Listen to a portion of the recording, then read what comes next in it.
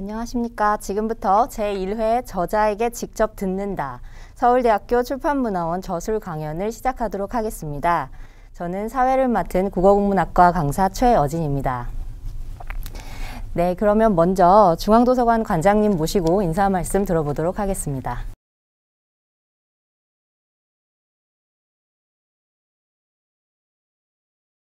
네, 안녕하십니까. 중앙도서관장을 맡고 있는 김명환입니다. 오늘 강연은 서울대학교 출판문화원에서 나오는 책들을 시리즈로 해서 이 강연을 하는 것입니다. 원래는 올해 초부터 시작할 예정이었는데 다 아시다시피 코로나19 때문에 미뤄지다가 2학기에 들어와서 이제 비대면으로 시작을 하게 되었습니다. 오늘 첫 번째 이 시리즈의 강의를 맡아주신 자연과학대학 생명과학부의 조영태 선생님은 과학의 씨앗이라는 마크 피터슨의 책을 번역하셨는데, 이 책으로 처음 이 강연 시리즈를 시작한 것을 굉장히 의미 있다고 생각을 합니다. 왜냐하면 코로나19 위기에서도 우리가 과학의 근거에서 방역을 해야 하듯이 어떤 잘못된 통념이나 선입견에 의한 비과학적인 사고방식이나 행동은 큰 문제를 초래할 수가 있죠. 마크 피터슨의 이 과학의 씨앗은 이 GMO에 대한 일반 사회의 어떤 편견 같은 거를 본인의 어떤 큰 변화를 통해서 이렇게 서술하는 책이기 때문에 제가 이 분야의 전문가는 아니고 잘 모르지만 각별히 이렇게 설득력이 있지 않을까 이런 생각을 합니다. 제가 이 번역하신 책을 읽고 시비를 거는 건 아닌데 제일 앞에 옹기니의 말을 읽어봤습니다. 근데 거기에 보면 스페인 독감 같은 위기는 오지 않았다라고 말씀하셨는데 아마도 코로나19 전에 옹기니 말을 쓰신 것 같아요. 그러니까 약간 좀 판단에 착오가 있으시다고 말할 사람도 있겠지만 실제로 번역한 책의 내용이나 역자의 번역하신 그 과정을 보면은 오히려 이런 코로나19 위기에 더욱 설득력 있는 어떤 책과 또 그에 대한 번역 작업이 아니었나 싶습니다. 오늘 조영태 선생님의 강의에 큰 기대를 가지겠습니다. 감사합니다.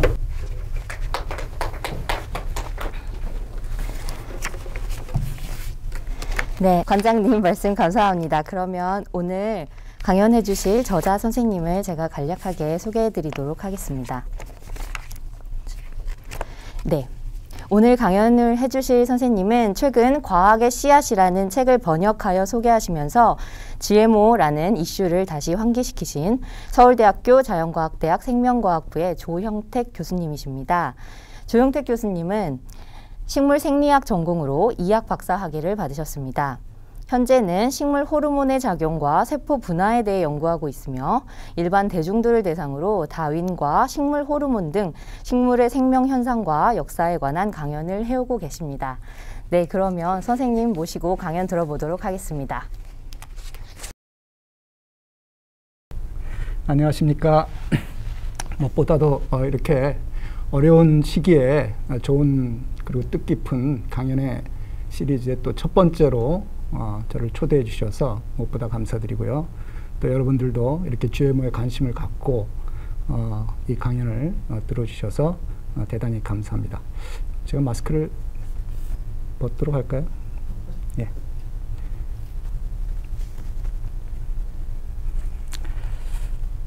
원래 마크 라이너스가 왔어야 되는데 실제 저자는 마크 라이너스고요. 저는 번역을 했습니다.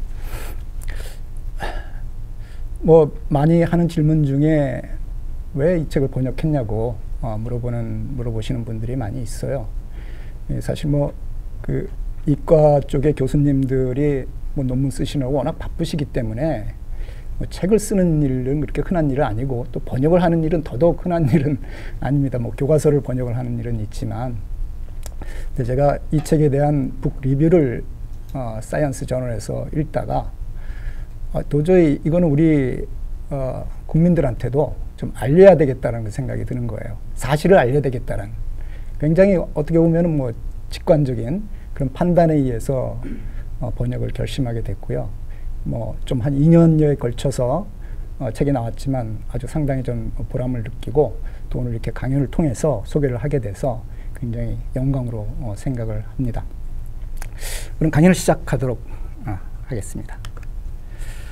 자, 여기 화면에 나온 동물은 저희 집안의 이제 첫 번째 반려견이자 마지막 반려견이기도 한데 붕붕이라는 이름의 저희 집 강아지였습니다.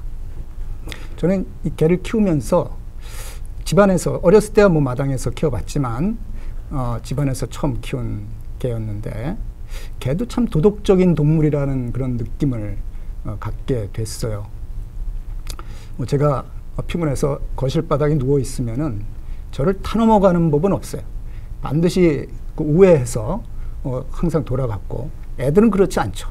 뭐 언제든지 뛰어넘어가는데 그런 거 봐도 아주 개가 예의가 바르고, 하지만 또 그런 계급에 대한 또 도덕관념도 뚜렷해서 자기보다 그 계급이 높은 동물이 만지면은 언제든지 만질 수 있지만 저같이 좀 계급이 낮은 사람이 만지는 거는 아주 싫어해서 아주 제한적이에요.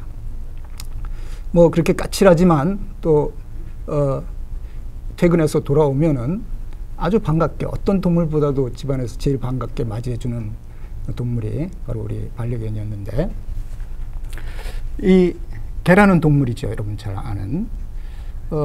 개는 여러분 다 아시듯이 늑대에서 진화해 왔다는 걸 알고 계실 겁니다. 대빙하기가 끝나고 한 15,000년경에 회색 늑대로부터 갈라져 나와서 이렇게 사랑스럽고 예쁘고 그리고 충성스럽고 또 다양한 모양과 크기의 이런 반려견들이 만들어지게 됐는데, 이렇게 다양한 모양과 크기, 뭐 성격 같은 것들을 우리가 생물학적으로는 형질이라고 부릅니다. 이 형질을 결정짓는 것이 바로 유전자이죠. 생물학적으로 우리 다 알듯이. 그러니까 회색 늑대와 유전적으로 다르다는 얘기예요. 그런 것들을 우리가 선택을 해서 이렇게 반려견을 만든 것이죠. 그러니까 제가 오늘 얘기하고자 하는 이제 GMO 얘기의 핵심이 되는 내용이 되겠습니다. GMO라는 건 Genetically Modified, 유전자가 변형된 생물체라는 얘기인데, 바로 걔는 전형적으로 늑대에서 유전자가 변형된, 우리가 인위적으로 그렇게 유전자를 선택해서 변형해서 얻은 아주 사랑스러운 동물인 것이에요. 그래서 오늘 강연은 이 유전자 변형이 뭔지에 대해서 알게 되는 게 아마 핵심이 될 것 같아요. 그럼으로써 우리 GMO에 대한 그런 오해도 벗을 수가 있고 정확히 이해할 수 있는 그런 기회가 될 거라고 생각이 됩니다. 자, 그럼 GM이 어떻게 발견되게 됐는지 좀 역사적인 배경을 먼저 설명을 해드리죠. 그 첫 번째 유전자 변형이라는 개념이 생긴, 과학적으로 발견하게 된 실험은 1928년에 그리피스라는 과학자의 실험입니다. 폐렴 구균이 있는데 이 두 가지가 있어요. 그러니까 비병원성이 있고 병원성, 두 가지 종류가 있는데 형질이 다른 것이죠. 근데 이 병원성 폐렴을 열을 가해서 이제 생명을 뺐습니다. 죽인다는 얘기죠. 활성을 뺏는 건데. 그래서 그 죽은 병원성 폐렴균을 비병원성에 섞으면은 무언가 어떤 물질이 비병원성에 들어가서 병원성 세균으로 바뀐다는 거예요. 형질이 바뀐다는 겁니다. 이걸 우리가 이제 형질 전환이라고 하는데요. 그래서 이제 한 몇십 년 지나서 그럼 이 병원성, 죽은 병원성 세균에서 어떤 물질이 비병원성 세균으로 들어가서 이 형질이 바뀌었는가, 그 물질을 알아봤더니 그것이 바로 DNA였던 것입니다. DNA 조각이 이 비병원성 세균의 DNA에 끼어 들어가서 이 비병원성 세균을 병원성으로 형질을 바꿔버린 것이죠. 이게 오늘 얘기할 GM의 핵심적인 개념이에요. 외부의 유전자가 도입이 되는, 그래서 형질이 바뀐 그 새로운 유전자의 형질이 드러나게 되는 것이죠. 그걸 형질 전환체라고 하고 요즘 우리가 그걸 GMO라고 이야기를 하는 겁니다. 이렇게 해서 이건 이제 자연 상태에서도 일어날 수 있다는 얘기죠. 이런 것, 세균들 사이에 유전자를 받아들여서. 그래서 인위적인 그 유전자의 재조합이 최초로 시도된 것은 바로 1971년에 스탠포드의 펄 버그에 의해서입니다. 그래서 펄 버그가 바로 두 개의 서로 다른 DNA 조각을 최초로 실험관 안에서 재조합하는 이러한 기술을 탄생시킨 것입니다. 우리가 말하는 유전공학이 되고 뭐 생명공학이라고도 얘기를 할 수가 있겠죠.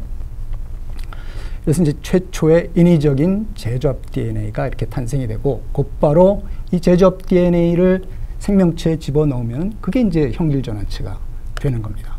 그래서 첫 번째 유전자 변형 생물은 세균이 가장 간단하기 때문에 세균에서 73년에 카나마이신이라는 항생제 저항성 세균이 최초의 GMO로 탄생하게 되는 것입니다.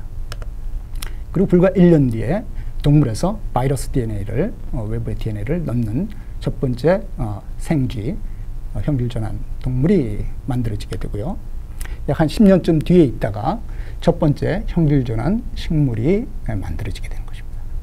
우리가 보통 GMO 하면은 이제 식품에 포함된 GMO를 많이 생각을 하고, 그리고 그 대부분의 식품이 식물이기 때문에 우리가 식물 GMO에 대해서 특히 여러분들이 관심이 많을 겁니다. 그래서 식물체에서 어떻게 GMO를 만드는지 좀 더 자세히 설명을 해드리자면은 여기 보이시는 것이 이제 박테리아들을 보여주는데, 식물 세포 표면에 이렇게 박테리아들이 부착되어 있는 모습을 보여주는 것입니다. 이 박테리아는 뭐냐면은 토양에 흔히 있는 박테리아예요. 그래서 아그로박테리움이라는 이름이 붙은 토양 박테리아인데, 재밌는 현상이 이 박테리아에 감염이 되면은 이렇게 줄기 밑둥에 뿌리하고 근처에 있는 부분에 혹이 생겨요. 일종의 종양이 되겠는데, 이런 종양이 왜 생기느냐? 나중에 이제 77년에서 8년에 걸쳐서 우리 책에 자세히 그 역사가 설명이 되어 있는데요. 네덜란드 그룹과 미국의 두 그룹이 아주 치열한 경쟁을 통해서 약 2년여간의 경쟁을 통해서 이 과정을 밝혀내게 됩니다. 여기 보이는 세균, 왼쪽에 세균이라고 써 있죠. 그 세균이 갖고 있는 DNA의 일부, 거기 tDNA라는 부분이 있습니다. 그 일부를 얘가 감염이 되게 되면 식물 세포의 DNA에 껴넣는 거예요. 식물 유전자에 세균의 유전자를 껴넣을 수 있는 이런 기술을 갖고 있는 거예요. 그래서 새로운 이 세균의 DNA 부분, 유전자를 갖게 된 식물 세포는 마구 분열을 하게 돼요. 그 이유가 세균이 건네준 DNA에 바로 식물 세포가 분열하고 자랄 수 있는 그 호르몬을 생성할 수 있는 그런 유전자가 포함되어 있기 때문에 그런 거예요. 그래서 이렇게 그 줄기와 뿌리 사이에 이렇게 혹이 생기게 되면은 이제 마구 세포 분열이 돼서 혹이 생기면은 그 부분이 약해져요. 그래서 똑 부러져서 이제 식물이 죽게 되고, 그럼 이제 박테리아는 그걸 또 활용을 할 수 있게 되는 것이죠. 자, 이렇게 세균의 DNA가 자연스럽게 식물 세포에 껴들어갈 수 있다는 이 사실을 발견하는 순간, 이 발견자들은 즉각적으로 이것이 이제 기술에 활용될 수 있다는 것을 눈치채게 됩니다. 당연하죠. 여기다가 우리가 원하는 유전자를 넣으면 되는 거예요. 자, 그래서 여기 보여드리는 이 아름다운 사진은 국제 미작 연구소라고 하는 쌀 연구소죠. 이사가니 세라노가 찍은 사진인데 쌀을 보여주는 것입니다. 오른쪽에 그 하얀 것이 이제 우리가 보통 먹는 쌀이고, 왼쪽이 색소를 만들게 되는, 원래 쌀에는 이런 노란 색소가 없는데 색소를 만들게 한 GM 쌀이 되는 거예요. 황금빛이 나서 황금쌀 또는 황금벼라고 얘기하게 되는데요. 어떻게 해서 이렇게 하얀 쌀이 백미가 황금색을 띠게 됐냐면은 바로 카로틴이라는 색소를 합성하게 한 거예요. 바로 카로틴 색소를 합성할 수 있는 그 유전자들을 넣어준 것이죠. 원래 카로틴이라는 것은 여러분들이 녹황색 채소, 뭐 홍당무라든지 호박 같은 데서 쉽게 볼 수 있는 거고요. 건강에 좋다고도 여러분들 들으셨을 겁니다. 뭐 항산화 효과도 있고, 그뿐만이 아니라 중요한 것이 비타민 A의 전구물질이에요. 그래서 비타민 A 결핍이 되면 무슨 일이 벌어지는지 잘 아실 겁니다. 시력을 잃게 되기까지 하지요. 그래서 이제 이 황금쌀을 만들게 된 원래 계획은 이제 록펠러에서 1980년대에 지원을 하게 돼요. 제3세계에서 특히 비타민 A 결핍으로 뭐 2억만 명 이상이 그 결핍증을 겪게 되고 수십만 명의 아이들이 실제로 시력을 잃게 됩니다. 그래서 인도주의적인 차원에서 황금쌀 개발을 시작하게 되고 2000년이 돼서 이제 이게 개발이 완료가 됩니다. 하지만 이제 허락을 받게 되는 거는 거의 한 20년 지나서 최근이에요. 2018년이 돼서야 이 쌀이 이제 그것도 몇 개 국가에서 상용화가 될 수 있는 허락을 겨우 받았어요. 모든 것이 이제 반GMO 정서 때문에 그것이 나오지 못하고 있었는데, 이렇게 비타민 A를 만들 수 있는 이 라이코핀이라는 카로틴을 만들 수 있는 이 유전자들을 바로 아까 말씀드린 그 tDNA 부위, 박테리아가 바로 식물에 넣어주는 부위죠. 전이 유전자라고 하는 부위인데 tDNA가 거기다 삽입을 하면 되는 거예요. 그럼 박테리아가 알아서 이것을 식물의 벼에다가 건네주게 되는 것이죠. 이제 보통 벼 조직배양을 통해서 이 유전자를 받아들이게 되고, 그러면 이제 이 박테리아가 이 전이 유전자 부위를 식물 유전자에 껴넣을 때 효율이 100%는 아니에요. 예를 들어서 1% 안팎 뭐 이 정도이기 때문에 그걸 골라낼 수 있는 어떤 선별 유전자가 필요해요. 예를 들어 항생제 저항성 유전자 같은 것이. 그래서 이 전이 유전자 부위를 보시면 왼쪽에 선별 표지 유전자라는 부위가 있는데 초창기에는 대체로 이제 항생제 저항성 유전자가 들어 있습니다. 그래서 이제 항생제를 넣으면은 이 전이 유전자가 들어간 개체들은 살아남게 되는 거예요. 그러면 이제 카로틴을 만들 수 있는 그런 개체도 살아남게 되겠죠. 덩달아. 그래서 얻은 것이 이제 황금벼 식물체가 되는 겁니다. 그러면 이렇게 전이 유전자가 들어온 GMO에서 우리가 GMO 하면은 겁이 나죠. 해롭다고 생각을 하고 독성이 있다고 생각하고, 과연 해로운 부분이 무엇인가 한번 물질적인 측면에서 한번 보도록 하죠. 자, 이 전이 유전자가 있냐 없냐가 바로 GMO냐 아니냐를 결정짓겠죠. 비GMO는 이 전이 유전자를 안 갖고 있는 것이고, GMO는 이 전이 유전자 부위를 갖고 있는 생명체이니까요. 그럼 이 전이 유전자 부위가 얼마나 해로울 수 있는가, 무엇 때문에 해로울 수 있는가를 살펴보면은, 일단 유전자라는 건 DNA, 핵산이란 말입니다. 핵산 자체가 위험할 수는 없어요. 얘는 뭐 생화학적인 어떤 기능을 갖고 있지 않기 때문에 얘 자체가 위험한 것이 아니라 이 유전자가 만들 수 있는 단백질이 되는 거예요. 그걸 암호화하고 있다고 얘기하는데, 이 유전자들이 만드는 단백질이 뭐 독성을 띌 수도 있고 뭐 알러지도 일으킬 수 있고 그렇게 되는 겁니다. 또 우리가 이제 흔히 GMO를 만드는 회사들에서 특히 많이 넣는 것이 오른쪽에 보라색으로 보이는 살충제 유전자, BT 톡신이라고 하는데, 박테리아가 원래 갖고 있는 그런 톡신이에요. 사람한테는 유해하지 않고 특정한 해충에게만 유해한 그런 톡신을 독성 단백질을 만드는 그런 유전자입니다. 그럼 살충제를 안 쳐도 되는 거예요. 이 유전자를 갖고 있으면은. 그래서 아주 흔히 살충제 사용을 줄이기 위해서 넣는 것이고, 그 다음에 그 아래 제초제 저항 유전자도 마찬가지예요. 제초제를 쳐도 작물은 죽지 않기 때문에 한 번만 쳐도 아주 깔끔하게 제초를 할 수 있는 그런 유용한 유전자가 되겠죠. 이렇게 될 경우 살충제도 줄여도 되고 제초제 사용도 줄일 수 있는 유용한 유전자. 하지만 이제 여기서 만들어지는 단백질들이 해롭지 않은지, 그래서 단백질들이 건강에 유해한지, 독성이 있거나 알레르기나 있거나, 또는 이런 유전자들이 환경으로 퍼져나가서 항생제 저항성 세균이 혹시 발생하지 않을지, 또는 제초제 저항성 잡초가 생기지 않을지, 또 이런 BT의 독성이 또 해충만이 아니라 일반적으로 많은 다양한 곤충들한테 해롭지 않을지 하는 이제 다양한 그런 걱정들을 하게 되는 거예요. 이런 것들이 이제 반GMO 정서를 일으키게 되는 근원이고, 나중에 자세히 제가 말씀드리겠지만 실제 20년간 이러한 GMO를 키워서 많이 20년 동안 먹어보기도 하고 환경상 밭에서도 키워보고 했지만 이런 일들이 실제로 벌어지지 않는다는 것이 일단 결론이 되겠습니다. 일단 즉각적으로 우리가 이런 GMO 식품을 먹었을 때 과연 내 몸이 괜찮을까 하는 생각을 하시겠죠. 이 슬라이드에서 보여드리는 게 일단 위에서 다 분해가 되는 거예요. 유전자는 DNA란 말입니다. 핵산 분해 효소가 있어요. 오른쪽에 재밌는 게 펩신이라고 영어로 되어 있지만 이런 펩신 하면은 위에서 나오는 소와 효소지요. 단백질 분해 효소로 알려져 있어요. 근데 최근 연구 결과에 따르면은 핵산도 분해한다는 것이 새로운 사실이 밝혀졌는데, 왼쪽이 젤 사진인데, 분해가 안 된 것이 위에 까만 줄이고요.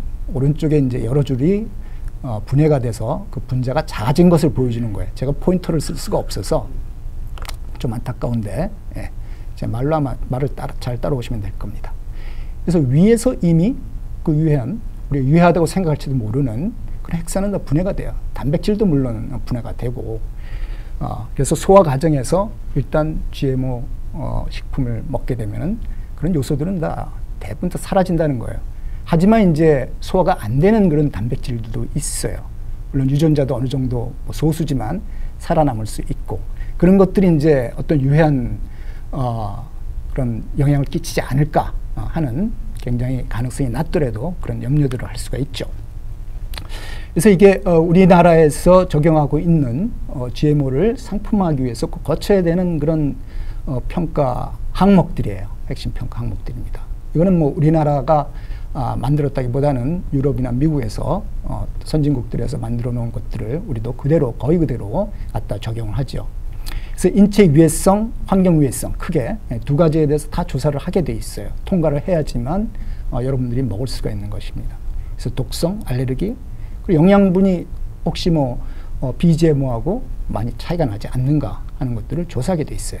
환경에 대해서도 아까 말씀드린 대로 그런 것들을, 유해성을 평가를 해야지만 되는 것입니다. 그 다음 이제 우리가 이제 좀 더 그 GMO에 대해서 관심을 갖고 좀 더 공부해 보신 분들이 질문하시는 것이 유전자 편집은 어떠냐? 유전자 편집에 대해서 아마 들어보셨을 거예요. 애칭이 유전자 가위인데, 이것은 이제 외부 유전자를 들여오는 그 GM 기술하고 다르게 들여오지 않아요. 그냥 자체 유전자를 변형시키는 것입니다. 염기를 바꿔서 다른 염기로 대체를 하는 것이죠. 이게 뭐 한 개가 될 수 있고 몇 개가 될 수도 있고 한데, 그래서 편집이에요. 외부 유전자가 들어오는 게 아닙니다. 서열을 약간만 바꾸는 게 되겠죠. 이건 우리가 전통적인 그 GMO의 개념이 아닙니다. 도입이 안 됐으니까. 그래서 최근에 바로 이런 유전자 편집 기술을 이용을 해서 단 한 개의 염기만을 치환을 해서 돌연변이를 만든 그 카놀라, 유체 일종의, 우리가 기름 짤 때 여러분 카놀라유를 많이 쓰시죠, 요리하실 때. 그래서 제초제 저항, SU라는 이제 제초제 저항성을 지닌 카놀라가 만들어지게 됩니다. 이건 사실 우리는 GMO라고 부를 수는 없는데, 하지만 안타깝게도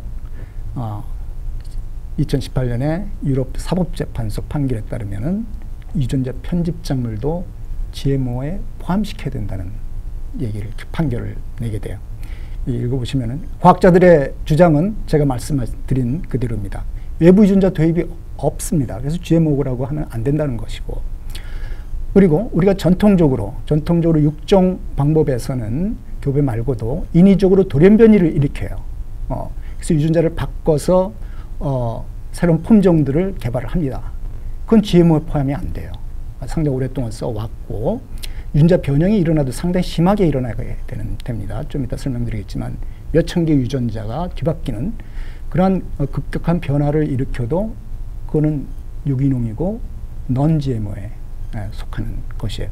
그렇기 때문에 과학자들은 유전자 편집 기술은 그것보다도 훨씬 더 소수의 그런 유전자만을 바꿈에도 불구하고 어떻게 그게 GMO가 되냐고 주장을 하지만, 이 법정에서는 애초에 그 GMO를 정의할 때 이렇게 외부의 유전자를 도입하는 것 외에도 의도성이 포함되면은, 그 바꿀 때 의도성이 포함되면은 그게 GMO라고 정의를 내린 거예요. 그러니까 유전자 편집은 당연히 어떤 특정한 부위를 바꾸게 되는 거죠. 그러니까 의도성이 있다라는 거예요. 그래서 GMO라는 겁니다. 과학적인 판단하고 완전히 다른 결론을 사법재판소에서는 내리게 되는 거예요. 더군다나 전통적인 돌연변이 유도에 의한 그런 방법은 굉장히 오래 써왔지만, 이 유전자 편집 기술은 최근에 도입됐기 때문에 그 안정성을 알 수가 없다. 여러분 이해가 잘 되실는지 모르겠어요.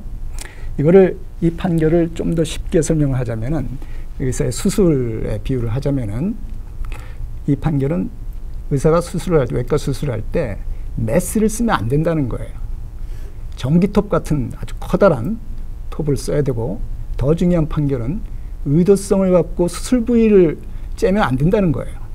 아무데나 랜덤하게 무작위로 수술을 해야 된다는 얘기고, 그것도 최근에 발명된 아주 정확한 그런 정교한 메스는 사용한 지 얼마 안 됐기 때문에 아직 안전성을 확보할 수 없다라는 그런 비유에 우리가 견줄 수가 있습니다.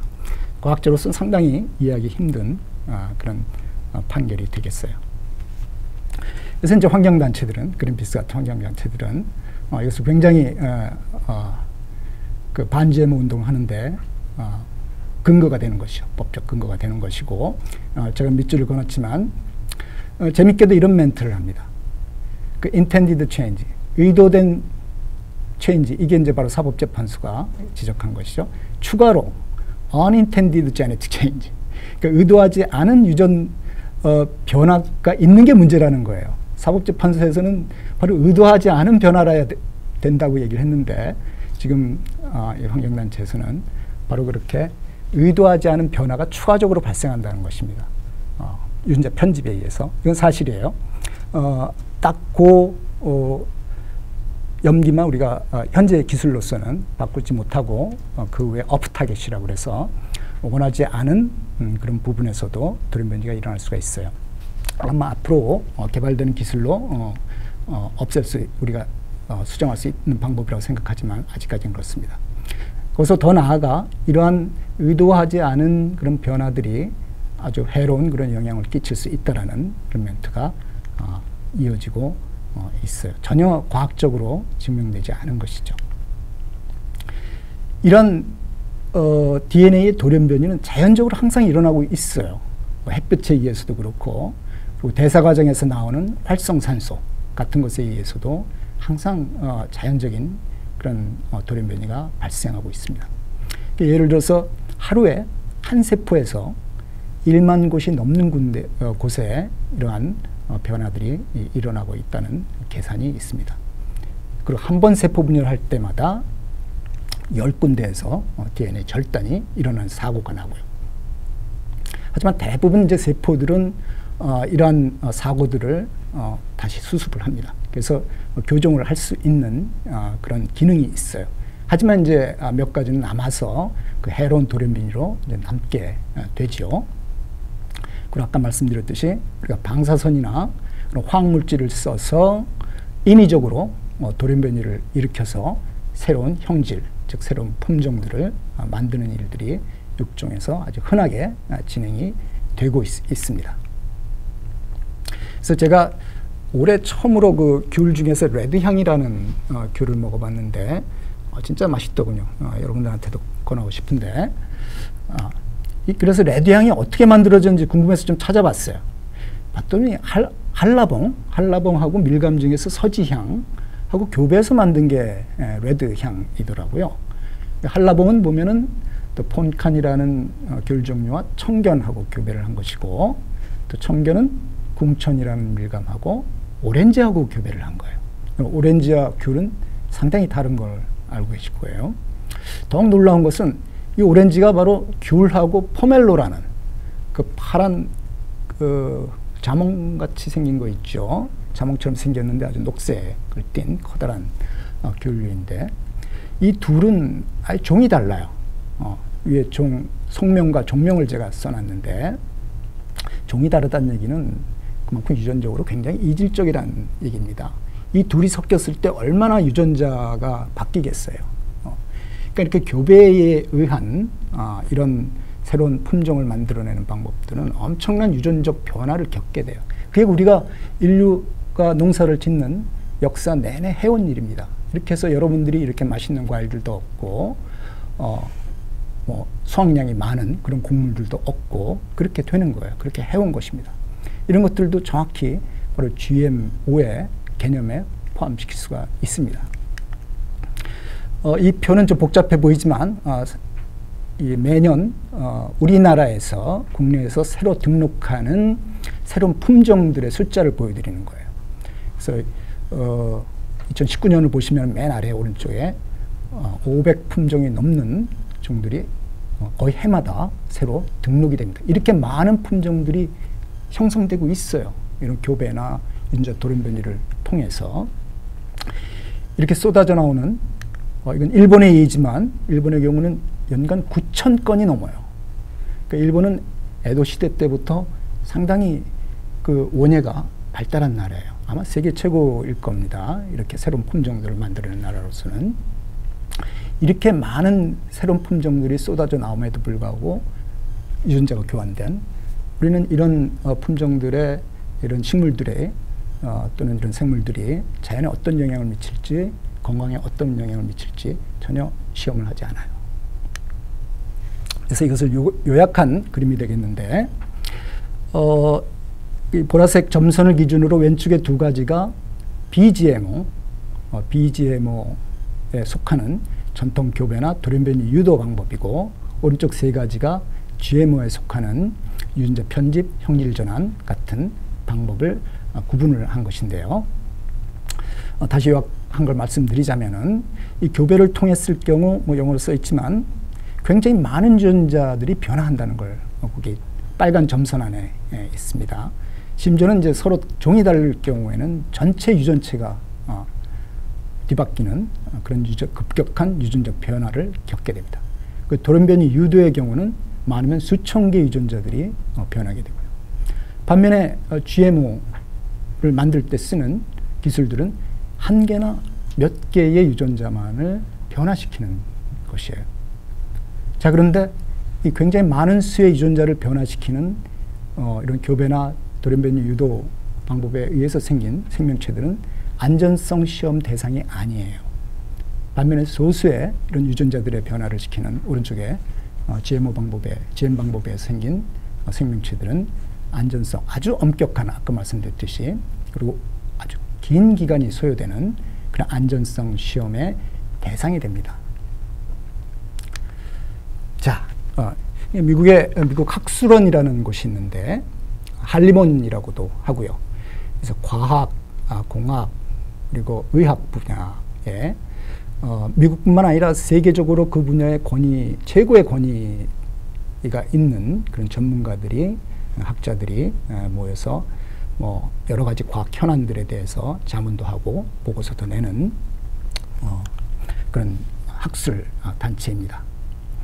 2016년에 바로 이 미국 학술원에서 GMO에 대한 보고서를 내는데, GMO가 나온 지 한 20년이 넘었어요. 1996년에 본격적으로 이제 상용화가 되기 시작해서 20년이 넘었는데, 20년이 되는 16년에 900여 편이 넘는 GMO 사용과 관련된 논문들을 참조를 해서 본문만 500페이지가 넘는 아주 방대한 양의 보고서를 내게 됩니다. 밑에 챕터가 4, 5, 6 챕터가 이제 핵심이 되는 내용인데요. 여태까지 우리가 20년 동안 사용해온 GMO가 환경에 어떤 영향을 미치는지, 건강, 그리고 사회, 경제에 미치는 이런 영향들을 아주 종합적으로 조사한 결과를 발표하게 됩니다. 이 보고서는 아래에 있는 그 웹사이트에서 여러분들이 무료로 다운받아서 보실 수가 있습니다. 그리고 이제 이 보고서를 작성하는 데 있어서 항상 반GMO 운동을 펼치는 측에서 많이 공격으로 삼는 것이, 과학자들이 기업의 영향을 받지 않느냐, 기금을 받는다든지 연구비를 받는다든지 해서 이제 그런 결과를 왜곡시킬 수 있다, 이런 지적들을 많이 해요. 그래서 이 보고서를 쓰는 데 있어서 참조한 논문들에서는 여기 보여드리듯이 기업에서 연구비를 받거나 아니면 그 기업에 속한 그런 어서들의 논문들은 따로 구별을 했다는 얘기예요. 배제를 했다는 얘기죠. 그래서 이제 객관성을 확보한 그런 연구 보고서가 되겠습니다. 그래서 제가 여기서 보여드릴 내용은 그 결론 부분만 제가 보여드리겠습니다. 자세한 거는 본문에 굉장히 방대한 데이터들이 소개되어 있지만 각 챕터마다 결과를 이제 요약을 해놓은 부분을 보시면은 밑줄이나 이제 하이라이트한 부분을 보면은 환경에 대한 영향. 유전자가 외부로 나가는 경우는 거의 없다는 얘기예요. rare하다. 한 가지가 발견됐대요. One advanced backcross hybrid가 발견됐다. 한 개가 발견되었는데, 그러니까 없지는 않다는 얘기예요. 거의 없지만, 아주 없지는 않고. 하지만 그것이 환경으로 유출됐지만 얘가 생존 가능성이 낮다라는 거예요. 피트니스가 낮다는 얘기예요. 우리가 이제 쉽게 하는 말이 잡초가 밀밭에 들어오는 건 흔하지만 밀이 잡초밭에 가서 살 수 있는 확률은 적다라는 거예요. 여러분, 작물이라는 것은 인간의 손길이 있어야지만 살아남게 그렇게 우리가 선택해온 그런 품종입니다. 야생으로 돌아가서는 생존이 불가능한 그런 생명체예요. 그래서 GMO는 작물이 아니겠습니까? 그리고 이제 우리가 GMO 하면은 뭐 제추제 저항성이니 뭐 항생제 저항성 같은 것들이 흔한데, 그런 것들이 우세해지려면은 제추제를 뿌리거나 항생제를 쳐야지만 걔네가 살아남을 수 있는 거예요. 야생 상태에서는 그렇지가 않잖아요.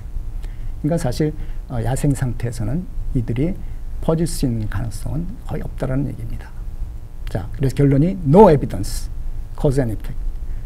인과관계가 없다라는 겁니다. GMO와 환경 문제 사이에는 가 결론입니다. 그리고 건강에 대한 문제.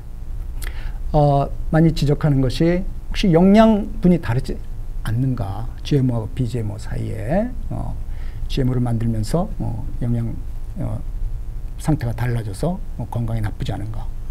그리고 인간의 건강에 직접적으로 나쁜 영향을 주지 않는가? 이런 것들이 밑줄에 보시면 아시겠지만 그런 거 발견한 사례가 없습니다. 예. 이 900편이 넘는 논문들에서 나온 가장 최근의 최종 결론이 되겠습니다. 그 아래 밑줄을 보시면은 오히려 살충제나 그런 제추제를 적게 사용함으로써 GMO 식물을 키울 경우 인간의 건강에 오히려 도움이 된다라는 그런 것이 결론이 되겠어요. 그래서 여기 보여드리는 표는 뭐 복잡할 건 없습니다. 이 점선을 기준으로 위쪽은 미국이고 아래쪽은 영국이에요. 그러니까 20년 동안 GMO를 먹어온 미국 사람들, 그 아래는 GMO를 거의 먹지 않은 영국 사람들의 암 발생률을 보여드리는 거예요. 왼쪽은 여성이고 오른쪽이 남성인데, 그리고 각 그래프에서 그 점선이 수직으로 있죠. 그 GMO가 도입된 시기를 말씀드리는 거예요. 1996년 시점으로 보시면은 암 발생률이 뭐 그렇게 차이가 난 걸로 보이십니까? 어떻게 보면은 넌 GMO를 먹은 영국 남자들의 암이 어떤 것들은 증가하기도 하고 뭐 이런 걸 보이지만 사실 결론적으로는 GMO하고 전혀 무관하다는 얘기예요. 그 전부터 낮아지기 시작한 건 그냥 낮아지고 좀 올라가기 시작한 건 올라간 것이고, 그러니까 GMO와의 어떤 인과관계를 찾을 수 없다라는 것이죠. 그 다음에 이제 GMO에 대해서 걱정하는 사람들이 많이 제기하는 게 알레르기에 대한 것이, 알러지에 대한 것. 근데 알레르기에 대한 결과가 되겠습니다. 왼쪽이 GMO를 미국 사람들이고 오른쪽이 영국 사람들 되겠는데, 뭐 알러지는 조금씩 증가하는 것 같긴 하죠. 하지만 양쪽 다 뭐 다 비슷해요. 어떻게 보면 뭐 영국 사람들이 좀 더 급하게 알러지율이 좀 늘어나는 것 같기도 하고요. 결론적으로 하여간 건강에 대한 걱정하는 그런 영향들은 없다라는 것입니다. 이거는 뭐 다른 질환들도 보여드리는 거예요. 그 밑에 표시한 것이 GMO가 도입된 시기이고요. 뭐 심장질환, 뇌졸중 같은 것들이 여기 이건 질병관리센터입니다. 미국의 CDC 자료인데, 보시면은 뭐 GMO 때문에 늘어나는 그런 경향은 전혀 볼 수가 없습니다. 그냥 뭐 계속 주로 아무래도 의술이 발달하니까 감소하는 경향을 보여주고 있죠. 자, 그 다음에 사회경제에 대한 영향. 이것은 GMO, 반GMO 운동에 있어서 또 다른 중요한 측면이 이런 경제적인 측면이에요. 부에 집중, 기업에 집중하는 면이 또 다른 그 지적 사항인데, 거기에 대한 조사도 한 결과입니다. 그래서 GM 농사를 지게 될 경우 부농들뿐만 아니라 소농들도 밑에 보시면은 스몰 스케일 파머들 역시도 이익을 얻는다는 것이 결론이에요. 나중 슬라이드에서 그 수치들을 제가 보여드리겠습니다. 그래서 특히 뭐 부농들만 이익을 본다, 이것은 사실이 아니라는 것입니다. 이래서 이런 결과들에 근거해서 16년에 120명이나 되는 노벨상 수상자들이 성명서를 내게 돼요. GMO 섭취가 사람이나 동물의 건강에 부정적 영향을 미친 사례가 없으니까 과학에 근거하지 않은 반GMO 캠페인을 멈춰달라고 성명을 내게 됩니다. 하지만 이제 반GMO 단체들에서는 과학자들이 아직도 잘 모른다라고 생각하는 거예요. 모른다라고 생각하는 거예요. 그래서 이제 비슷한 시기에 그린피스에서 20년의 실패라는 보고 성명서를 내게 됩니다. 그러니까 GMO 20년 동안 키워서 도움될 거 하나도 없었다. 이런 성명서가 되겠는데요. 특히 이제 3번 지적사항에 보면은 이제 건강에 대한 내용이에요. 그래서 이 근거가 되는 것이 건강에 나쁘다는 것인데 GMO가 바로 이런 학술지에 낸 논문, 사실 이것도 성명서인데 에 근거를 하는 겁니다. 이거 보면 이제 과학자들뿐만 아니라 반GMO 운동을 한 그런 분들도 여기 어스의 저자에 포함되어 있어요. 그래서 이제 이런 환경단체들이 의존하는 그 과학적인 근거라는 것이 이제 대표적인 게 바로 밑에 박스를 한 쥐와 돼지에서의 실험 예입니다. 사실 이 성명서에서는 딱 이 두 가지밖에 없어요. 다른 사례들을 찾아볼 수가 없는데 이걸 좀 설명을 해드리도록 하죠. 이게 그 유명한 그 셀라리니의 GMO를 먹인, GMO 사료를 먹인 쥐가 암 발생이 엄청나게 늘어났다는 것을 보여주는 그 논문의 사진이에요. 보시듯이 엄청난 그 암덩어리들을 갖고 있는 것을 보실 수가 있죠. 이 논문은 이제 2012년에 거기 보여드리는 Food and Chemical Toxicology라는 학술지에 투고를 했지만 나왔지만 논문이 출판이 됐지만 통계적인 그리고 실험 디자인에 문제가 많아서 철회가 된 논문인데 2년 뒤에 좀 전에 그 성명서가 나온 그 학술지에 다시 수록이 됐어요. 심사 없이. 보통 모든 과학적인 논문들은 반드시 심사를, 동료 심사를 거쳐야 되는데 심사 없이 다시 수록이 된 것입니다. 데이터는 하나도 안 바뀌었어요. 자, 이 논문에 무슨 문제가 있냐면은 그 문제점들을 요약을 한 것인데, 먼저 사용한 쥐가 원래 암 발생률이 높은 쥐예요. 보통 실험에 따라서 그런 쥐들을 사용을 하기도 합니다. 그래서 2년 정도 수명인 이 쥐가 보통 그 정도 되면 70, 80%가 그냥 자연스럽게 암이 생기는 그런 쥐인 것이. 이렇게 암 발생률이 높은 쥐를 사용하면은 실험적인 차이를 보기가 상당히 힘들죠. 그래서 이제 OECD 같은 데서 실험 스탠다드로 제시하는 것이 이런 개체를 사용할 때는 최소한 실험군의 구성이 65개체 이상은 돼야 된다.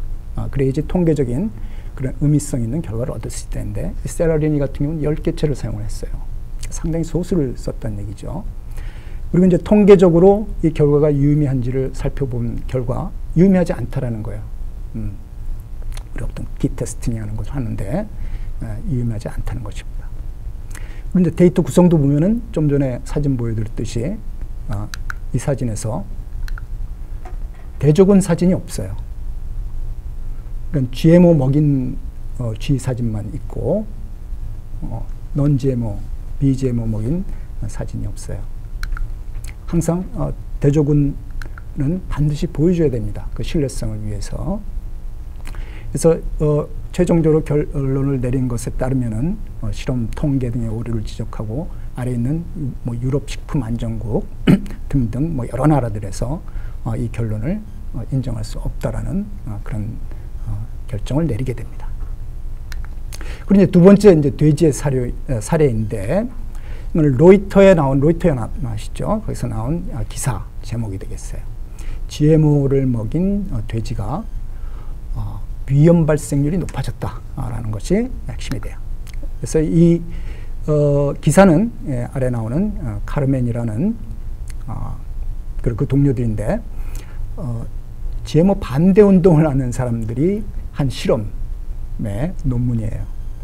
보통 우리가 논문을 이렇게 낼 때는 그 이해 충돌을 조사하는 것이 있습니다. 그 연관된 사람들은 반드시 그거를 어나운스를 해야 되고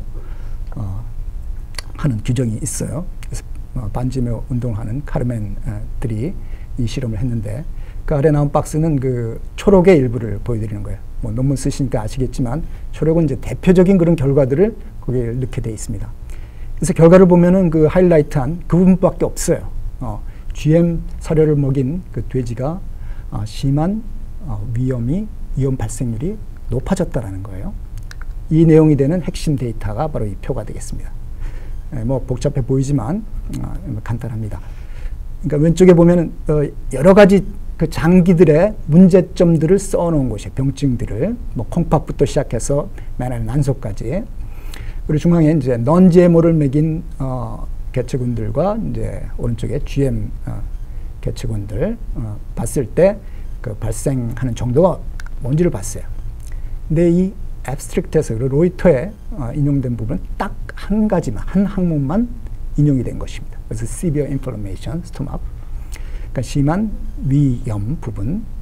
오른쪽 23개체가 발생했어요. GM을 먹인 개체는. 하지만 넌 GMO는 9개체. 그러니까 GMO를 먹인 개체가 2배가 훨씬 넘게 이렇게 위험이 걸린 거죠. 굉장히 위험해 보이죠. 하지만 다른 부분을 보세요.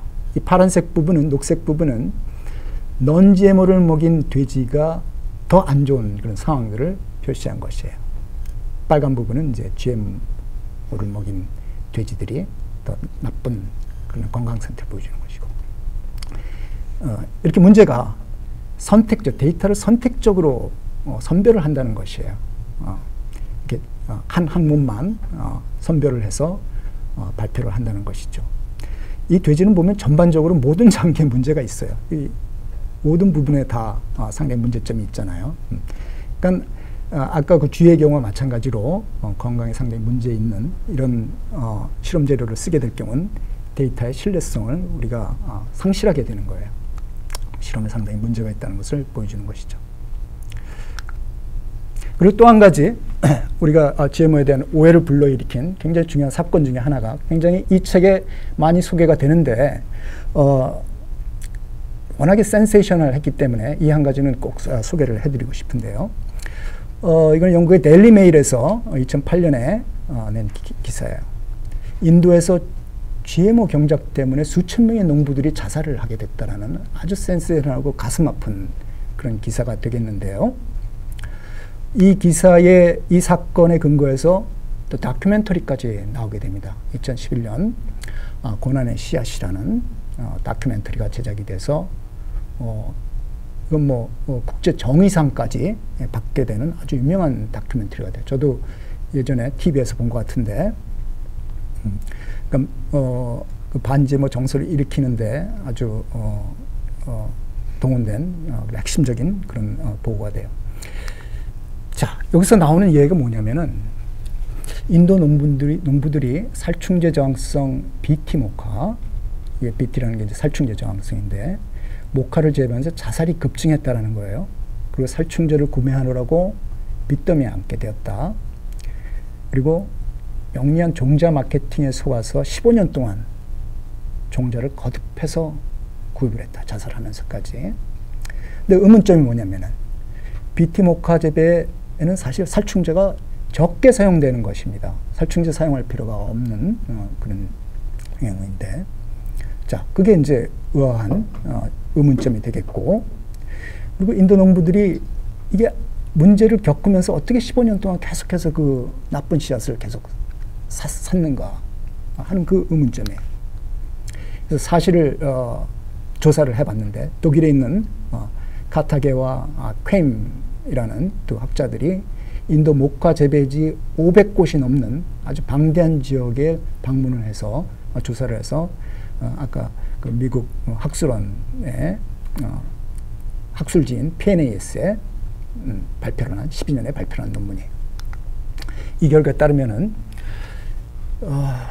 2002년에서 2008년 사이에 모카 재배가 엄청나게 증가했다는 거예요. 그래서 2008년 시점에서는 99%의 인도 모카 농부들이 다 GMO 모카를 쓰게 됐다는 얘기예요. 자살을 하면서까지 이렇게 GMO 모카를 왜 재배를 하게 됐을까? 거기다 이 GMO 모카를 재배하면서 모카 생산량은 24%나 증가를 했고, 그 수입도 50%가 증가를 했다라는 거예요. 자살의 이유가 없죠. 그리고 살충제 사용을 이제 적게 하면서 살충제 중독 사건이 해마다 240만 건이 감소를 했다는 것입니다. 살충제에 의한 그런 악영향도 엄청나게 감소했다는 거예요. 실제 알고 봤더니 모카 재배지 농부의 연간 자살률 10만 명당 자살률을 보면은 29명이에요. 그래서 비농부의 자살률은 오히려 이거보다 높은 35명입니다.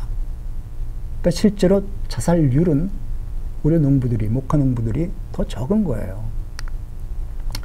이 수준은, 이 인도 모카 재배 농부들의 자살률 수준은 프랑스하고 비슷해요. 프랑스 농부들도 아니고 전체 프랑스에. 프랑스는 GMO 재배를 하지 않습니다. 예. 도대체 어떻게 된 건가 그러면은 봤더니 모카 재배지의 농부 수가 일단 많은 거예요. 4천만 명이 모카 재배지의 농부 수입니다. 그러니까 자살률이 낮더라도 절대수는 많을 수밖에 없는 거예요. 예.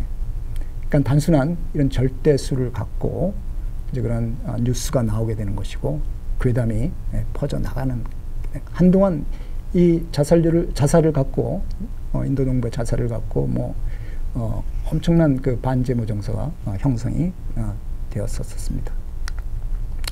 자, 그 다음에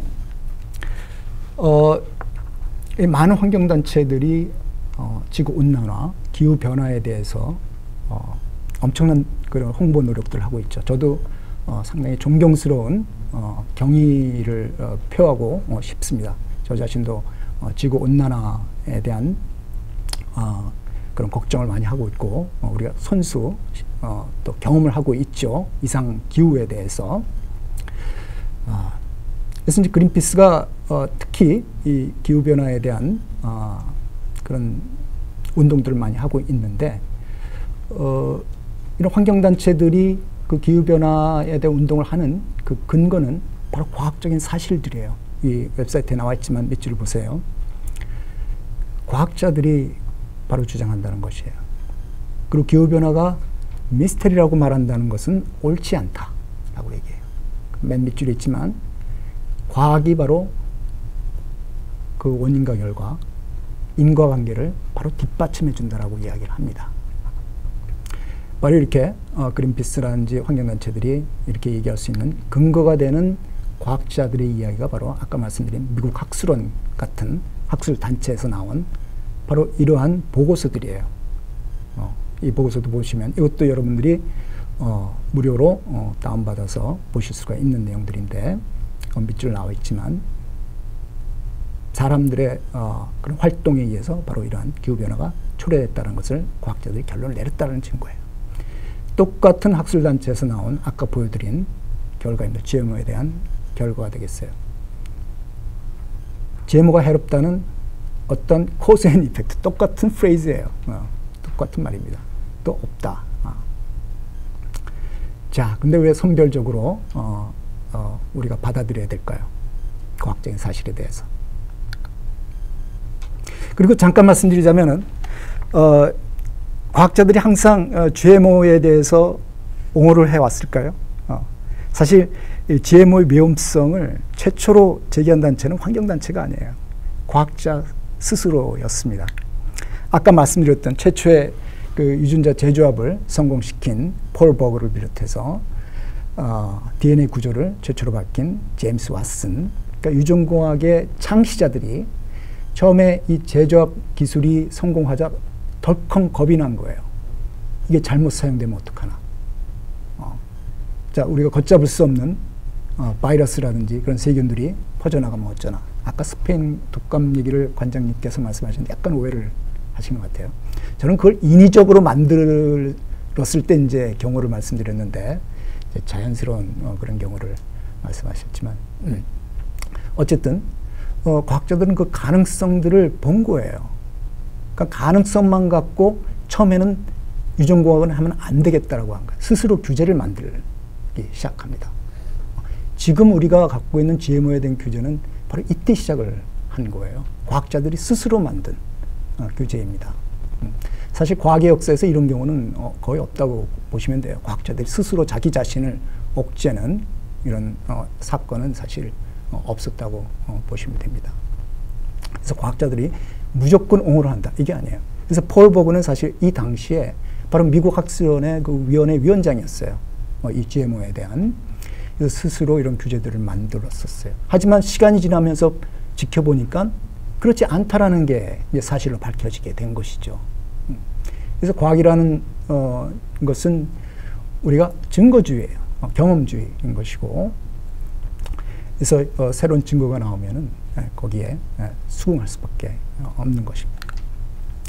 그리고 이제 여러분들 궁금하시는 것이 그럼 GMO를 얼마나 키우는지, 이건 약간의 통계적인 것도 궁금하실 것 같아서 가져왔는데, 작년에 이제 전 세계적으로 GMO 재배 현황을 보면은 전 세계 재배 경작지의 12% 정도, 아직 많지는 않죠. 워낙 반대가 심해서 가 됐고요. 그리고 전 세계 26개국에서 재배를 하고 44개국에 수입을 해요. 그래서 실질적으로 소비하는 나라들이 70개국이 됩니다. 상당히 많습니다. 그럼 미국, 캐나다의 경우는 콩, 면화, 옥수수, 카놀라가 90% 이상이, 평균 90% 이상이 GMO 작물들을 심어요. 그러니까 상당히 오랫동안 이런 GM 작물들을 소비를 해왔다는 것이죠.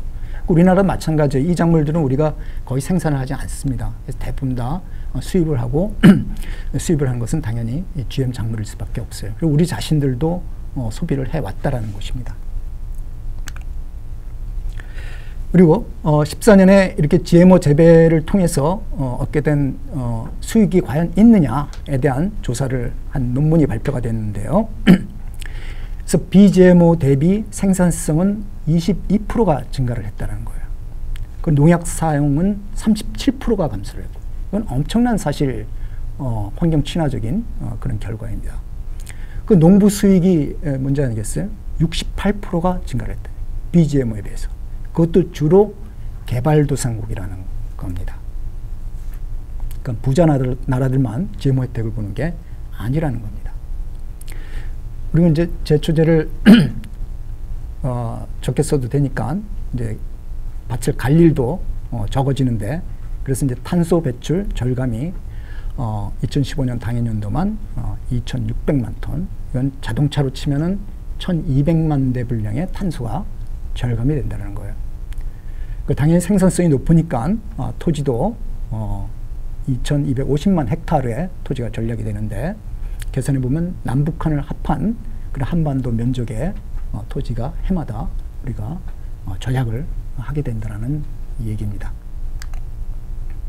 그럼 마지막으로 GM 기술이 환경 보존을 위해서 사용될 수 있는 한 가지 사례를 소개를 해드리고 싶은데요.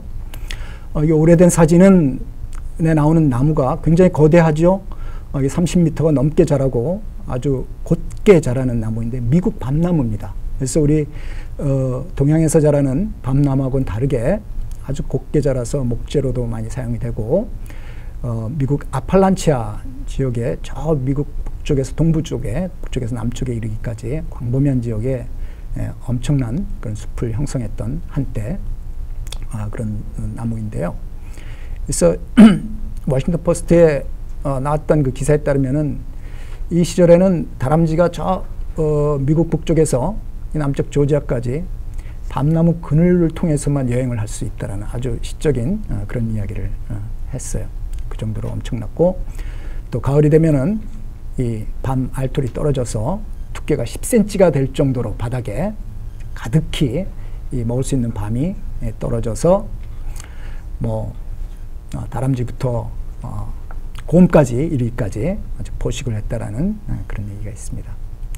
근데 이 웅장한 밤나무 숲이 불과 몇십 년 만에 20세기 초반에 사라지게 돼요. 그 이유가 보면은 질병 때문인데, 줄기 마름병 때문에 거의 멸종을 해서 40억 그루나 되는 이 장대한 나무들이 오른쪽에 보시는 것처럼 사라지게 됩니다. 이제 1904년에 그 일본에서 들여온 이제 동양 밤나무가 되겠죠. 에서 감염이 됐다고 얘기를 해요. 곰팡이 균에 의해서 이렇게 감염이 되는데, 그래서 이제 이 밤나무를 재생을 할 목적으로 뉴욕 주립대의 파월 교수 연구팀이 일종의 GM 밤나무를 만들려고 하는데 이 곰팡이가 이 나무를 죽이는 메커니즘이 곰팡이가 이 옥살산이라는 독소를 만들게 돼요. 그럼 이 옥살산이 이제 독성으로 작동을 해서 식물 조직이 괴사를 하게 되는 겁니다. 이렇게 되면 괴사된 부분이 약해져서 이제 나무가 죽게 되는데, 그래서 이 파웰 연구팀이 개발한 방법은 뭐냐면은 이 옥살산 산화 요소, 옥살산을 분해할 수 있는 유전자를 도입을 하는 거예요. 그러니까 곰팡이를 죽이는 것도 아니고 그냥 이 옥살산을 분해해버리는 그런 요소를 넣는 거예요. 그리고 이 유전자는 또 어디서 나오냐? 우리가 흔히 먹는 빵밀, 밀에 그냥 있는 거예요. 우리가 먹는 그 유전자를 밤나무에 집어넣는, 그래서 옥살산을 없애서 살리는. 아이고. 하지만 뭘 죽이는 그런 GM도 아닌데 단순히 GMO라는 이유 때문에 사실 이것이 실제 적용될지는 아직도 의문이에요. 지금 미국 농무성에서 그 신청서가 지금 검토 중인데 과연 통과를 할지 의문입니다. 자, 이렇게 과학은 사실 GMO가 안전하고 해롭다는 증거가 없다는 것을 말을 해줌에도 불구하고 왜 그렇게 GMO에 대해서 거부감을 갖고 반대를 할까? 그리고 우리 자신들한테도 사실 여러분들이 선뜻 GMO를 지금 슈퍼에서 먹겠느냐 하면은 좀 선뜻 하실 거예요. 그렇게 선뜻 손이 안 가실 것 같은데, 그 이유가 뭘까? 단순한 공포감도 있겠지만 그걸 넘어서 저도 이 책을 번역하고 뭐 많은 질문들을 받고 하면서 좀 생각을 하게 됐는데, 가장 근원에는 자연을 건들지 마라, 그게 아닐까 싶어요. 그대로 내버려 둬라. 우리가 자연을 사랑하고 뭐 훼손하는 걸 싫어하듯이 생명체도 자꾸 만지려고 하지 말아라. 아마 그 심정이 밑바닥에 있지 않을까 하는 그런 생각을 해봐요. 하지만 제가 이제 과학을 하고 하면서 드는 다른 생각은 뭐냐면은 우리 주변을 보세요. 온갖 것들이 다 기술의 산물이에요. 지금 이렇게 유튜브를 통해서 여러분과 제가 만나고 또 SNS를 하고, 그리고 우리 식품들 다 과학 기술에 의해서 아까 말씀드린 그런 품종들도 그렇고 돌연변이를 만들고 뭐 비행기를 타고 차를 타고, 우리 집은 모든 것들이 기술의 산물이에요. 그냥 자연 그대로가 아니라는 것이죠. 인간의 삶 그 자체가 기술에 의존해 왔고 기술 없이는 생존할 수 없는 그런 상태라는 것이죠. 그래서 항상 기술과 자연이 융합할 수 있는 그런 밸런스를 맞출 수 있는 그런 생각을 갖게 됐으면 좋겠어요.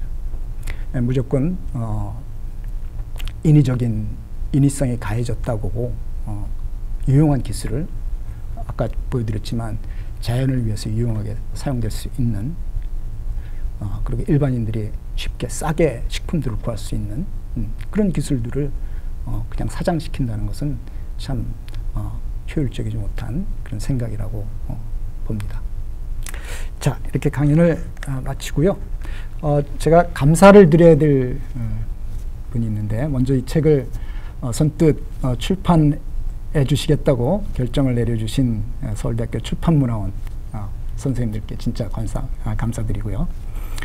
그리고 이제 초본을 아주 영문 원문하고 비교하면서 뭐 다 교정을 해준 우리, 그리고 사파도 그려주고 표지도 그려준 우리 조수영 씨, 그리고 끝까지 수십 번의 그 편집 과정에서 어떤 오류도 다 잡아내서 완벽하게 편집을 해주신 정승환 선생님께 진정한 감사를 드립니다.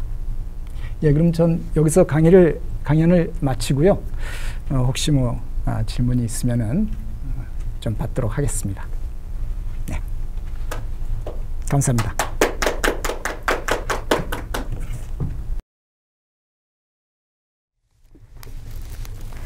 네, 선생님 강연 잘 들었습니다.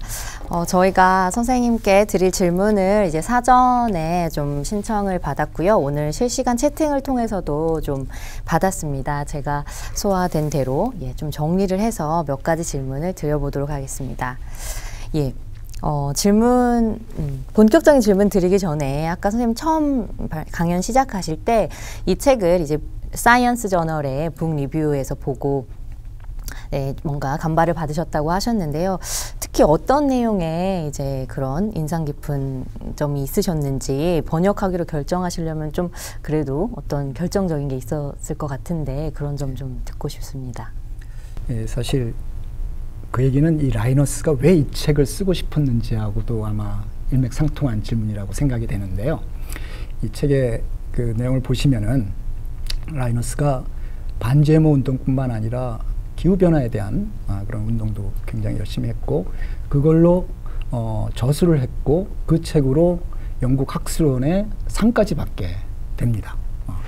그래서 자기의 그 기후변화에 대한 저술은 철저하게 이제 과학에 근거해서 쓰게 됐는데 자기가 벌인 반GMO 운동은 과학적인 근거가 없다는 걸 알게 돼요. 거의 뭐 머리 세계관이 새로 열리는 것 같다는 표현을 썼는데 그러면서 이제 똑같이 기후변화에 대해서 책을 썼던 것과 마찬가지로 GMO의 사실을 알리는 책을 쓰게 된 거죠. 저는 뭐 거기까지는 아니지만 저도 평상시에 GMO에 대한 오해가 많다라는 것을 알고 있었고 그래서 사실 시중에 보면은 GMO의 진실을 알리는 책들이 나와 있어요. 과학적인 사실들을 알리는 책들이 있지만 이 책이 갖는 특이점은 바로 운동가가 썼다라는 거예요. 과학자가 쓴 책이 아니라 과학자가 쓴 책은 안 읽습니다. 잘. 그런데 너무 과학적인 사실들에 충실해서 일반인들이 보기에 사실 그렇게 친근감이 없어요. 하지만 라이너스는 운동가고 대중의 심리를 굉장히 잘 파악을 할 줄 아는 사람이고요. 그래서 먼저 처음부터 번역했겠다는 생각은 든 건 아니고 먼저 원서를 사서 봤죠. 보는 순간 보면 볼수록 이거는 나만 알고 있을 게 아니고 같이 공유를 해야 되겠다. 굉장히 GMO의 진실을 알리고 사실 GMO뿐만 아니라 환경운동도 마찬가지예요. 이 책에는 환경운동에 대한 내용도 상당히 많아요. 제가 시간이 없어서 할 시간이 없었지만 환경운동이 꼭 혐오감이 아닙니다. GMO를 옹호하는 사람 입장에서는 굉장히 헌신적으로 환경을 위해서 노력을 해왔고 나름대로 펼쳐온 활동들은 진짜 가치 있는 활동들이에요. 하지만 밸런스의 문제인 것이에요. 과학적인 사실들을 인정할 건 인정을 해야 된다는 거죠. 그래서 읽으면서 이런 책은 아직 국내 소개가 안 된 것 같고 그 GMO의 잘못 비과학적인 사실들이 알려진 거에 대해서 평상시에 가져왔던 그런 동기에서는 꼭 알려야 되겠다는 그런 생각 때문에 번역을 하게 됐습니다. 네.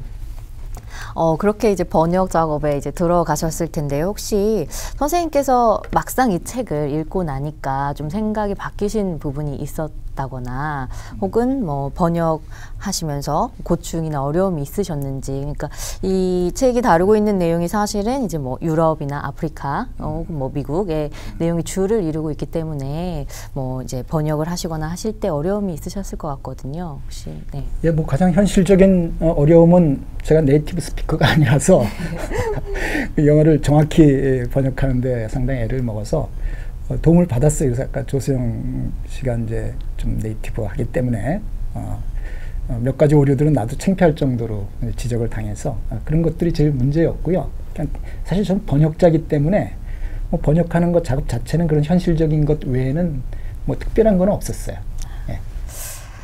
네, 제가 이제 이 행사를 준비하면서 주위의 이제 사람들에게 GMO 관련 이제 인식을 나름대로 조사를 좀 해봤습니다. 근데 어떤 뭐 친구는 내가 먹는 것 중엔 GMO는 없다 이렇게 자신 있게 이야기하기도 하고, 어떤 친구는 이제는 GMO 푸드 피할 수 없다고 생각한다 이렇게 이야기하기도 하더라고요. 그래서 이게 일반인들 사이에서 인식의 차이가 상당히 크다 이런 거를 느꼈습니다.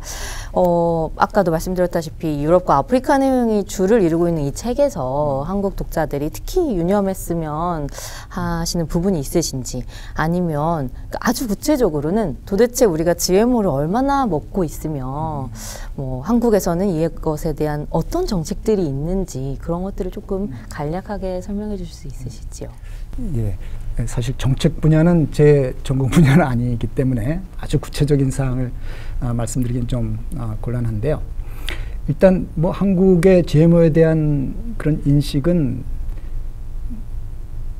아마 뭐 아주 낮다고 보시면 됩니다. 여기 뭐 아프리카에도 나오고 뭐 그 동남아시아에도 나오는데 제가 그걸 판단하게 되는 경우는 주로 이제 GMO와 관련된 기사의 댓글 그리고 종종 나오는 신문 기사들 보면은 일단 깔고 들어가요. GMO는 일단 무조건 나쁜 거고 먹어서는 안 될 거고 거의 상식처럼 되어 있고 교양처럼 되어 있어요. 그게 왜 그런지를 따져들지는 않죠. 근데 사실 일반인들이 그걸 따지기 힘듭니다. 저도 사실 이 번역을 하면서 이런 슬라이드를 강연 준비를 하고 하는 것도 상당히 시간이 많이 걸렸고요. 제가 그 전에 다 알고 있었던 지식이 아니에요. 막연하게 이제 기본적인 그런 생물학적인 지식에 근거해서 이제 원론적으로 GMO가 문제 없을 거라는 정도까지만 생각했지. 저도 이 구체적인 사실들을 아는 데는 상당한 시간이 걸렸기 때문에 일반 대중들이 그 정도까지 하려면 더 힘들 거예요. 그래서 이제 이런 책들을 읽어주실 거를 저는 권하는 거예요. 이런 것들이 바로 과학 세계와 일반 대중 사이에 어떤 인터페이스가 될 수 있는 거죠. 이런 교양서적으로 되어 있는 이런 책들이. 그래서 결국 과학을 일반 대중들이 얼마나 이해하느냐의 문제인 것이고, 그렇게 일반 대중들이 과학과 친숙하게 만드는 데에는 이런 교양서들이 좀 많이 나와야 된다라고 봐요. 그리고 이런 과학과 관련된 교양서들이, 이런 교재가 아닌 교양서들이 많이 읽힐 수 있는 그런 분위기가 돼야 되고, 그러려면은 당연히 학교 교육에서도 그런 과학적인 사고를 하게 하고, 이런 것들에 대한 호기심을 갖게 하는 그런 분위기가 좀 미리부터, 처음부터 형성돼야 된다라고 봅니다. 네, 말씀하신 대로 사실 그 과학기술이 전문화되고 세분화되면서 일반인들이 과학기술로부터 소외되는 게 좀 심해지고 있는 것 같습니다. 아마도 선생님께서 그래서 이 환경운동가인 마크 라이너스의 책을 번역하기로 결정을 하신 것 같습니다. 그 사전 질문들이나 채팅을 통해서도 많은 이제 독자분들이 과학자의 역할에 대해서 많이 좀 질문을 주셨어요. 그러니까 이를테면 어떤 과학적인 발견이 있을 때 이것이 사회에 영향을 미치고 그 영향력이 당장은 가늠하기 어려운 경우가 많지 않습니까?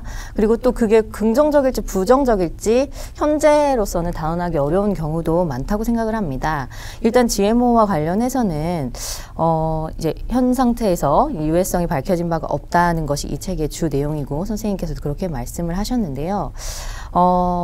우리가 또 경험적으로 유해성이 시간이 지나고 나서 좀 밝혀진 것들이 많이 있기 때문에 이런 상황에서 과연 GMO 관련 전문가들이 어떤 식으로 일반인들에게 이야기를 해주는 것이 맞을지 그런 질문들이 많았습니다. 그러니까 뭐 긍정 부정을 떠나서 그냥 가장 개연성이 높은 상황을 정확하게 이야기해 주는 것이 맞는지, 아니면 가장 부정적인 가능성을 이야기해서 좀 경고를 해주는 것이 맞는지, 이런 것들이 고민이 될 것 같은데요. 선생님 어떻게 생각하시는지. 예, 사실 그 질문이 제일 어려운 질문이고 소위 알 수 없는 영향이죠. 나중에 그게 어떻게 될지 어떻게 아느냐. 예. 일단 먼저 이제 과학자의 자세부터 좀 말씀을 드리자면은 약간 질문이 좀 다른 것 같은데, 과학자의 태도가 어때야 되는지, 이런 경우에 아까 말씀드렸듯이 그 GM 기술이 처음 만들어졌을 때 그거에 대한 위험성을 가장 먼저 밝히고 규제에 나선 사람들이 환경단체가 아니라 과학자라는 거예요. 그래서 과학자들은 그럴 수 있다라는 거예요. 예. 좀 자아자찬이지만 굉장히 양심적입니다. 과학자들이 좀 순진하기도 하고, 왜냐면 단순해요. 항상 그냥 증거에 따라가야 된다는 것이 거의 습관처럼 돼 있고, 안 그러면 살아남을 수가 없어요. 사실이 아닌 거를 발표했다가 뭐 누구한테 인정을 받겠어요. 물질적인 사실들이기 때문에 누가 금방 실험을 해서 아니라는 게 판명나면은 그건 뭐 아무 의미가 없는 거예요. 그러니까 철저하게 과학자들은 단순할 수밖에 없어요. 사실에 따라가고. 그래서 그 사실이 위험을 알리는 거다. 그러면은 당연히 알려야 된다는 게 과학자의 소명이라고 저는 생각을 해요. 그렇게 해왔고, 그래서 생물학자들은 최소한. 자, 이제 두 번째 질문은 GMO 경우, 그 오랜 세월이 지났을 때는 어떻게 되느냐. 근데 사실 말씀드렸지만 오늘 20년의 경험을 얘기를 했어요. 20년이 짧은가? 상당히 긴 세월이에요, 사실. 우리가 일반적으로 어떤 화학 물질을 만들고 약을 개발을 하고 뭐 1상, 2상, 3상 요즘 많이 나오죠, 얘기가. 그런 테스트를 하고 하는데 20년을 먹어와서 아까 보여드렸듯이 여러 가지 질병들에 있어서도 특별하게 GMO가 영향을 끼쳤다는 그런 증거가 없고 그러면 우리가 합리적으로 이제 판단을 해야 돼요. 그 정도에서는. 물론 이제 그 질문의 배경에는 어떤 것들이 있냐면은 우리가 예전에 안전하다고 믿었는데 해롭게 판명난 것들. DDT 같은 경우 아주 결정적이죠. 고엽제 마찬가지고. 이 책에도 나오지만 환경운동가이기 때문에 아주 그거에 대한 지적이 많아요. 그리고 몬산토를 비롯한 그러한 유해한 화학물질, 화학기업들에 대한 그런 비판들이 많이 나와 있는데 그 당시 과정을 보면은 뭐 기업들이 다 회피하는 거예요. 처음에는 다 부정을 하죠. 위험하지 않고 기껏해야 뭐 피부병이나 일으킬 정도다. 근데 나중엔 판명이 나죠. 그것이 해롭다는 것이 판명이 나고.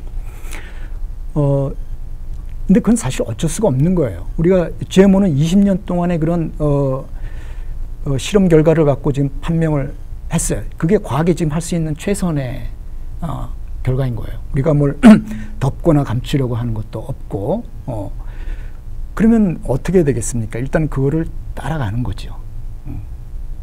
세상에 뭐 100년, 200년 뒤에 어떨지 묻는다면은 그건 사실 답할 수가 없는 거예요. 그리고 모든 기술의 산물들이 다 해당될 수 있는 거고요. 우리가 하루에도 뭐 수백 종이 새로 만들어질 것 같은 그런 화학물질들 그게 얼마나 많은 테스트를 하고 나올지 모르겠어요. 이렇게 10년, 20년의 테스트를 하고 나올까요? 아마 그렇지는 않을 겁니다. 그런 것들은 언제 어떤 영향을 줄지에 대한 그런 비판의 대상은 되지는 않죠. 그래서 좀 안타까워요. 이렇게 상당히 아까 그 미국 학술원의 보고서처럼 20년의 그런 데이터를 갖고 나온 결과들은 아마 믿어 되지 않을까 싶어요. 그래서 저도 요즘에는 쉽게 그 GMO로 의심되는 식품들을 삽니다. 왜냐하면 훨씬 싸거든요. 엄청 싸요. 뭐 몇 분의 1도 안 돼요. 콩도 한 자루에 뭐 5,000원, 8,000원 하고 아주 맛있게 잘 먹고 있습니다. 이런 말하면 너무나 좀 센세이션해서 좀 죄송스럽죠. 사실이에요. 예, 뭐 저도 인식이 많이 바뀐 상태예요. 네, 사실은 선생님 방금 말씀하셨지만 그 GMO 푸드가 사실은 이제 뭐 유기농, 국산 이런 음식보다 현저하게 가격이 낮기 그렇죠. 때문에 사실상 시장에서 소비자의 선택권이 있느냐 뭐 그런 이야기도 저도 언뜻 들었던 적이 있습니다. 그래서 그러니까 그것을 먹어야만 되는 사람이 있는 상황에서 우리가 GMO에 대해 그렇게 막연히 편견을 갖는 것이 과연 옳은가 이런 생각을 좀 하게 하는 지점이 있었습니다. 네, 그 사전 질문들 중에서 또 이것이 그래도 과학에 대한 것이기 때문에 과학 자체에 대한 질문을 주시는 분들이 좀 계셨습니다. 이 저자는 사실은 이제 일종의 전향을 한 사람이라고 할 수 있는데, 이렇게 전향을 하는 경우가 많은지, 그러니까 과학자들 경우에도 있는지, 혹은 뭐 이런 환경운동가들 중에서 이런 경우가 흔한 건지, 이런 질문들이 있었습니다. 일단 환경운동가 중에서는 이 책에 나오는 내용이 있습니다. 저도 뭐 환경운동가들이 어떻게 동향을 제가 알 수는 없는데 저도 이 책을 통해서만 봤는데 라이너스뿐만 아니라 몇 가지 사례가 나와 있어요. 그러니까 예를 들어 그린피스의 창시자였던 사람 중에 한 명도 그린피스가 잘못하고 있다. 그래서 이제 친-GMO로 넘어간 사례를 여기서 설명을 하고 있고요. 그래서 많지는 않지만 있는 것 같아요. 제가 뭐 그런 단체 활동을 하는 건 아니지만 아무래도 그런 이념 단체들은 사실 이념을 바꾼다는 게 쉽지는 않을 겁니다. 이 책에도 설명이 나와 있지만 강력한 힘을 발휘하기 위해서는 이념적으로 동지의식을 느껴야 되고 같은 것을 소유를 해야 되고 거기서 벗어나면은 또 제재를 가할 수밖에 없는 것이고 그렇기 때문에 힘들겠지만 과학은 그렇지가 않아요. 과학은 아까도 말씀드렸듯이 사실을 따라갈 수밖에 없어요. 증거를 따라갈 수밖에 없고 철저히 경험주의적이기 때문에 저희들은 전향이라고 할 필요도 없습니다. 그냥 사실 나오는 대로 바뀌는 것이 저희들의 일상이라고 보시면 돼요. 오늘 제가 어떤 논문을 냈다 하더라도 다른 데서 몇 군데서 그게 아니라는 게 나오면은 저는 아주 쉽게 포기를 해야 돼요. 제가 했던 그 실험의 결과를 그냥 제가 한번 더 해볼 수는 있겠죠. 맞는지 틀리는지 해보고 아니면 그냥 포기를 해야 돼요. 아쉬움 하나도 없습니다.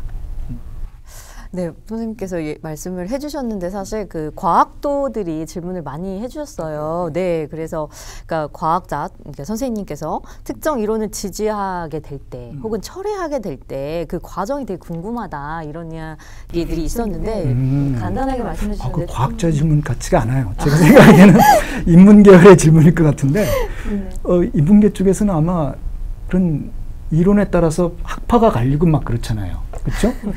그게 그럴 수밖에 없는 게 물질적으로 증명을 하기가 힘들잖아요. 예.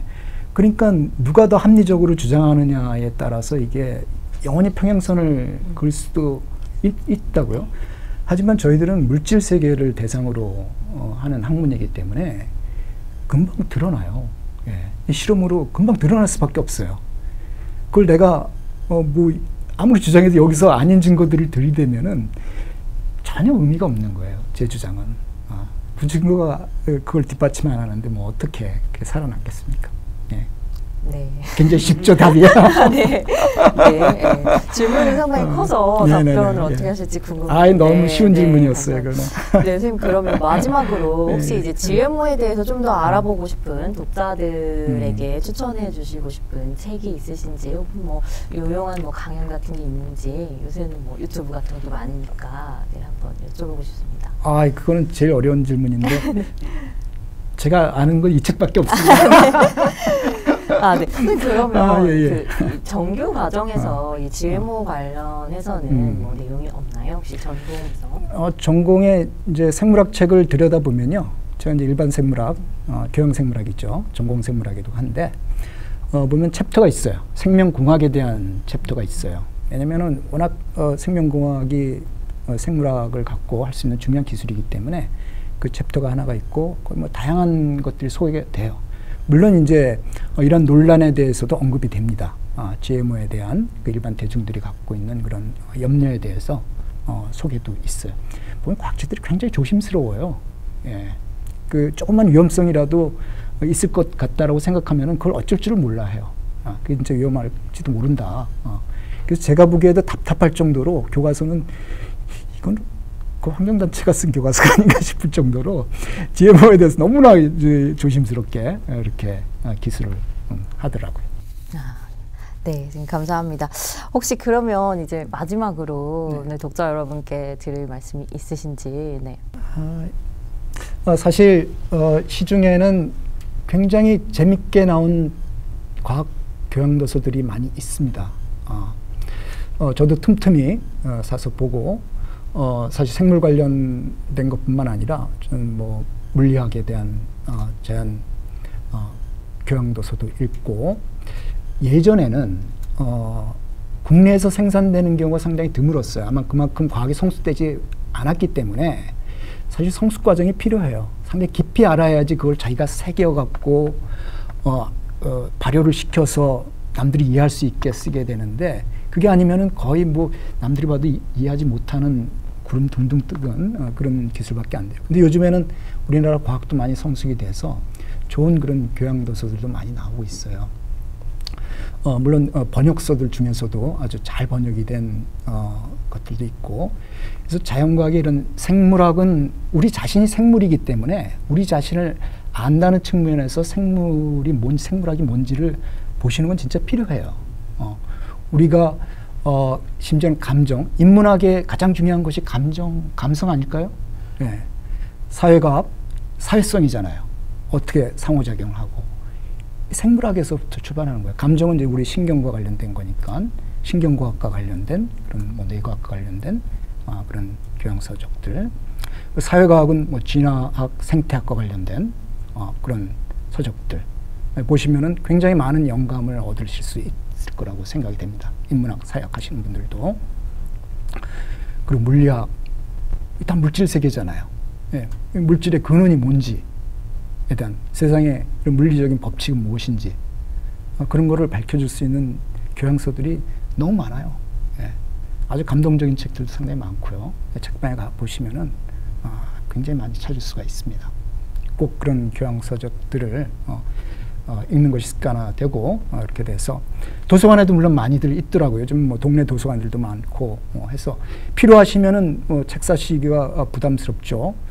그러면은 뭐 신청하면 도서관에 금방 갖다 놓더라고요. 동네 도서관에.